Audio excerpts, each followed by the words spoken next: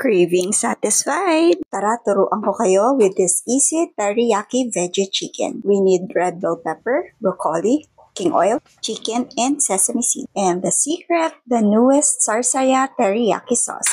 First, heat oil in a pan. Sear our chicken breast until golden brown. Then, set aside. It's now time to blanch our broccoli and red bell pepper. Add water and simmer for 1 minute. Let's now add our chicken. At ito na nga ang secret, the Sarsaya teriyaki sauce. It's really saucy. At alam nyo ba, it's only 12 pesos per sachet. Diba? It's very affordable. Hindi mo na talaga kailangan ng marami pang spices. Just simmer again for 1 to 3 minutes. Then, garnish with sesame seeds. Ito na talaga ang best part.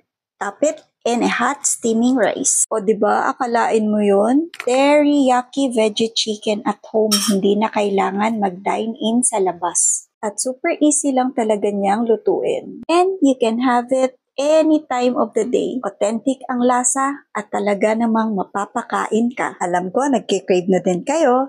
Try niya na din ang Sarsaya teriyaki sauce.